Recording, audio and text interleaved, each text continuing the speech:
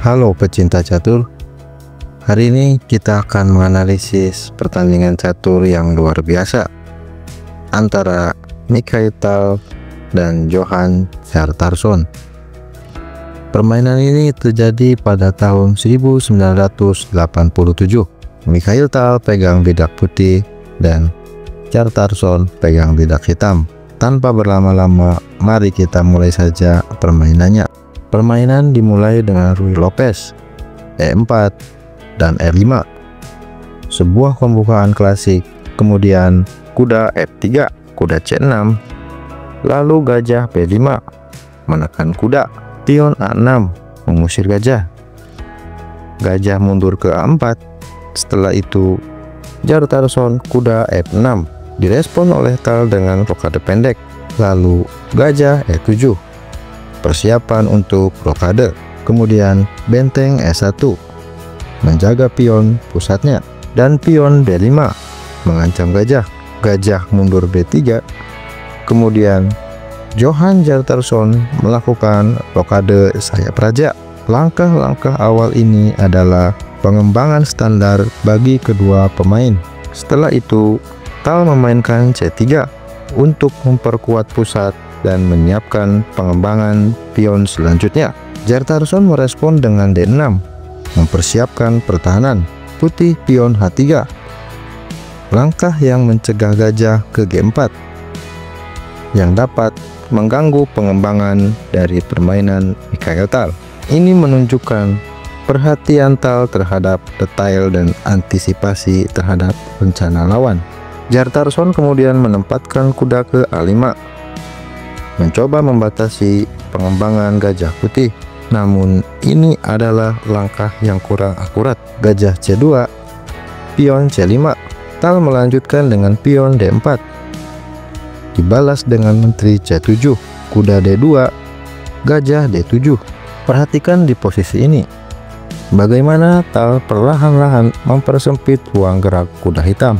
Kemudian Tal melanjutkan dengan kuda F1, pion kali pion, dan diambil kembali dengan pion.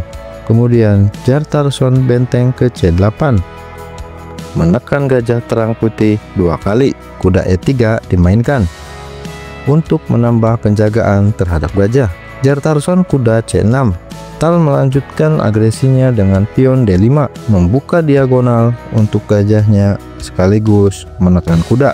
Hjartarson merespon dengan langkah yang kurang tepat, menempatkan kuda di B4, sebuah kelemahan yang akan dieksploitasi oleh Mikhail Tal. Gajah B1, pion A5, dan pion A3, mengancam kuda hitam. Kuda mundur ke A6. Setelah itu Tal melakukan langkah kunci dengan pion B4, mengontrol file C dan membatasi pergerakan kuda hitam dan membuka jalan untuk serangan yang menentukan. Hjartarson mencoba bertahan dengan pion G6, gajah D2, menambah penjagaan pion. Pion kali pion, diambil kembali dengan pion. Kemudian Hjartarson menteri B7, gajah D3, kuda mundur ke C7, dibalas serupa, kuda mundur ke C2. Setelah itu Hjartarson mencoba bertahan dengan kuda H5 dan Tal gajah E3. Hjartarson benteng A8, mencoba mengajak pertukaran. Tantangan diabaikan. Tal memilih menteri D2, benteng kali benteng, dan dipukul kembali dengan kuda. Langkah sederhana tetapi menunjukkan perencanaan yang matang. Setelah itu Hjartarson pion F5, direspon dengan gajah H6, langkah yang sangat penting sekaligus mengancam benteng. Kuda mundur ke G7 sekaligus menutup ancaman gajah. Kuda B3 dimainkan, lalu pion didorong ke F4, kuda naik ke A5 sekaligus mengancam menteri B6 dan benteng C1. Tal terus mempertahankan tekanan pada posisi hitam. Hjartarson membalas dengan benteng A8, menteri C2. Perhatikan bagaimana dia mengontrol lajur dan diagonal, membatasi pergerakan pion hitam. Kemudian Hjartarson kuda ke E8, Tal menteri B3, gajah F6, lalu kuda C6 merangsek naik menambah penyerangan. Jartarson membalasnya dengan kuda H5.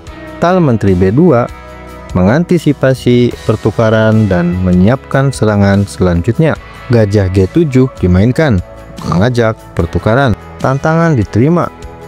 Gajah kali gajah dipukul kembali oleh raja, dan inilah langkah brilian Tal yang menentukan.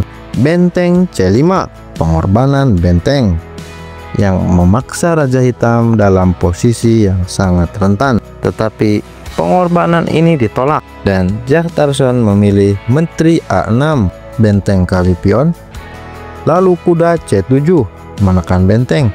Tal benteng B8 sekaligus membuka ancaman dari gajah kepada menteri kali gajah.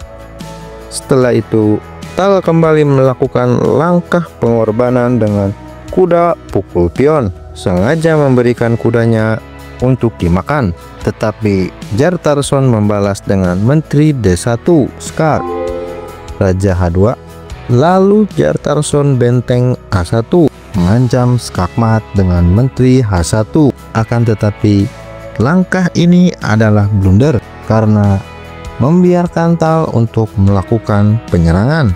Dimulai dengan kuda G4 membuka shadowing menteri. Raja hanya bisa ke F7, kuda H6 skak, dan raja dipaksa ke E7. Kemudian kuda G8 skak. Dan di langkah ke-43 ini Johan Jartarson akhirnya menyerah. Semisal permainan dilanjutkan, maka raja hanya bisa ke F7. Kemudian pertandingan akan berakhir setelah Mikhail Tal memainkan kudanya ke G5, skakmat. Dan itulah analisis dari permainan catur luar biasa antara Mikhail Tal dan Johan Jartarson. Semoga analisis ini memberikan pemahaman yang lebih dalam tentang strategi dan taktik dari Mikhail Tal. Jika kalian suka, silahkan tinggalkan like dan subscribe. Dan sampai jumpa di video selanjutnya.